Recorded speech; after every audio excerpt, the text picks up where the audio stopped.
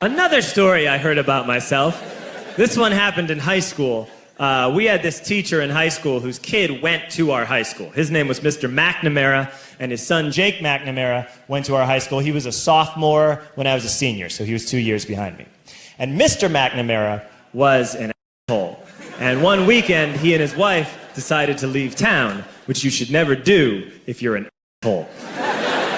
And Jake McNamara decided to throw a party at the teacher's house. Hooray! And everyone around town heard about it, and we all got up individually and thought, okay, let's go over there and destroy the place. I walked into this party, everyone I had ever met was there, and everyone was drinking like it was the end of the world. People were drinking like it was the Civil War and a doctor was coming to saw our legs off.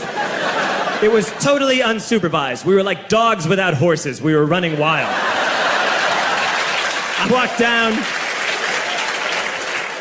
walked down to the basement. They had a pool table in the basement. One dude took a running start and threw his body onto the pool table and broke it in half. Another kid found out which room was Mr. McNamara's and went upstairs and took a shit on his computer.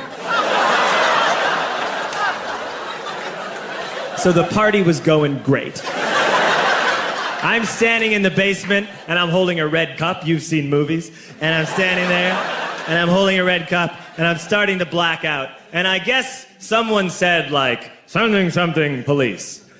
And in a brilliant moment of word association, I yelled, F the police! F the police! And everyone else joined in. 100 drunk white children yelling, duh, police. With the confidence of guys who have like already been to jail and aren't afraid of it anymore. You know, that like, I serve my nickel, you come and take me confidence. But white children. The reason someone had said something police was because the police were there. So a Chicago police officer walked down the stairs and got to the bottom in the basement and looked out over a sea of drunk toddlers yelling the police in his face. And he was almost impressed. He was like, wow. And then he leaned into his walkie-talkie and went, get the paddy wagon. And my friend John, who is now a father, this man now has a baby, he grabbed a 40, smashed it on the ground, and yelled, scatter! And everyone ran in different directions. We all ran in different directions. It was like that scene in Ratatouille when the humans come in the kitchen and all the rats go in different ways. We all ran in different directions. I ran into the laundry room and I jumped up on the washing machine and I crawled out through a window into the backyard, and now I'm running through the backyard and there was this big chain link fence and I thought, I've never climbed a fence that high before. And then I woke up at home.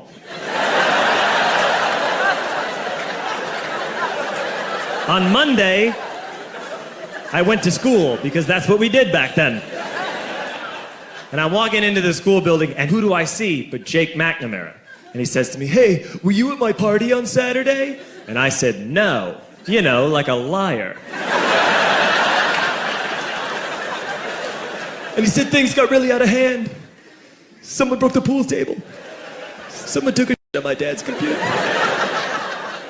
But the worst thing, he says, the worst thing is that someone stole these old antique photos of my grandmother, and my parents are freaking out about it.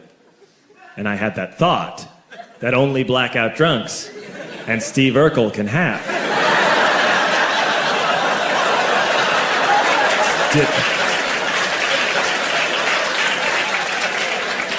Did I do that?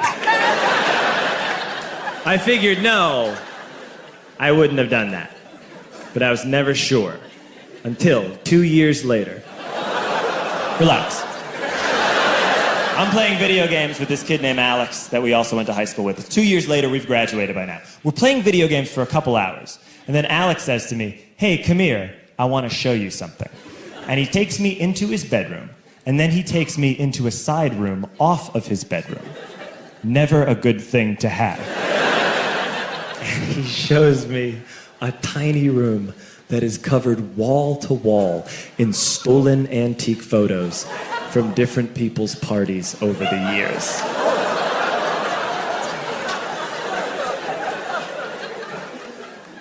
said, why?